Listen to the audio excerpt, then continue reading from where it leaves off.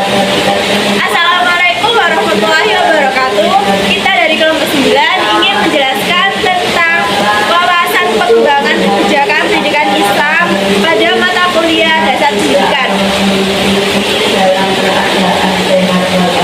Jadi rumusan masalah di sini adalah ingin mengetahui tentang pendidikan pada masa Orde Baru, Orde Lama maupun masa Reformasi, dan juga bertujuan untuk mengerti karakteristik kebijakan pendidikan di Indonesia, tahapan kebijakan pendidikan Indonesia, fungsi dan tujuan pendidikan Indonesia, pembagian lembaga pendidikan Indonesia, serta tujuannya adalah untuk mengetahui kebijakan-kebijakan pendidikan Indonesia dari masa Orde Lama, Orde Baru hingga masa Reformasi hingga masa sekarang.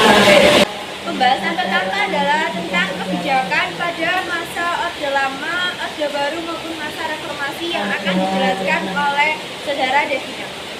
Kebijakan pembelajaran agama Islam pada masa Orde Lama.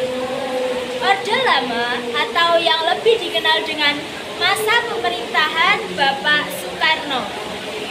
Pada masa ini dimulai dari keseriusan pemerintah memberi bantuan kepada lembaga pendidikan Islam. Yang kedua yaitu kebijakan pembelajaran agama Islam pada masa Orde Baru. Pada masa Orde Baru terdapat perubahan kebijakan pendidikan agama yang dirangkum dalam ketetapan MPRS. Dijelaskan pada pasal 4, pendidikan membuat 3 hal. Yang pertama yaitu mempertinggi mental, moral, budi pekerti, dan memperkuat keyakinan beragama. Yang kedua, mempertinggi kecerdasan, keterampilan. Yang ketiga, membina dan mengembangkan fisik yang kuat dan sehat. Ketiga, yaitu kebijakan pembelajaran agama Islam pada masa Reformasi. Pada masa ini, isi kurikulum diubah sebanyak 3 kali secara berganti, yaitu pertama, kurikulum berbasis kompetensi atau KBK 2004. Yang kedua, kurikulum tingkat satuan pendidikan atau KTSP 2006. Yang ketiga yaitu kurikulum K13. Kurikulum mengikuti perubahan zaman dan kondisi. Total perubahan kurikulum sejak kemerdekaan hingga saat ini adalah terjadi sebanyak 10 kali perubahan kurikulum. Next dilanjutkan oleh Anissa Wahda. Jadi regulasi kurikulum pendidikan Islam dibagi menjadi 4. Yang pertama yaitu pendidikan kurikulum madrasah seperti MI, MTS, atau MA. Yang kedua yaitu kurikulum pesantren seperti pendidikan adalah pendidikan madrasah diniyah formal dan Ma'had Al-Ali. Kemudian yang ketiga yaitu kurikulum perguruan tinggi keagamaan Islam. Yang keempat yaitu kurikulum PA. Kemudian karakteristik kebijakan pendidikan yaitu memiliki tujuan pendidikan, memenuhi aspek legal formal, memiliki konsep operasional, dibuat oleh yang berwenang, dapat dievaluasi dan memiliki sistematika.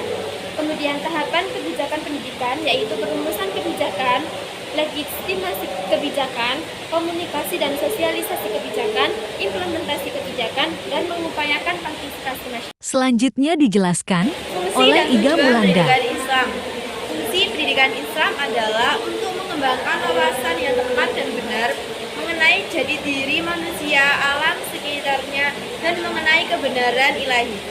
Kedua, membebaskan dari segala sifat yang dapat memudarkan martabat manusia, pengembangan ilmu pengetahuan. Tugas pendidikan Islam adalah untuk menciptakan manusia yang bertakwa kepada ilahi, mencapai kehidupan yang bahagia dunia dan akhirat. Lembaga pendidikan dibagi menjadi 3. Jadi lembaga pendidikan dibagi menjadi pendidikan formal, non formal maupun informal. Pendidikan formal contohnya PAUD, SD, SMA hingga aliyah. Pendidikan non formal adalah TPQ, TPA dan lain sebagainya. Serta pendidikan informal adalah pendidikan keluarga dan lingkungan. Sekian dari kami, sekian penjelasan kami. mohon maaf jika ada penjelasan yang kurang tepat maupun salah kata. Sekian, wassalamualaikum warahmatullahi wabarakatuh.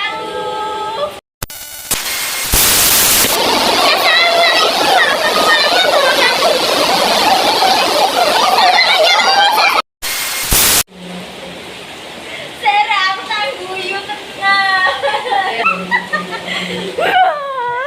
Siapa sih itu? Ya gak iso lah. Kebijakan pembelajaran agama Islam pada masa Orde Lama.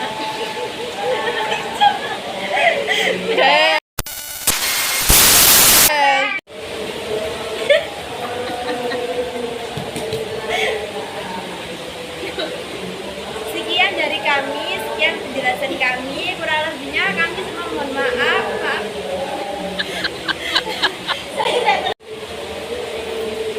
Dari kami, sekian penjelasan kami.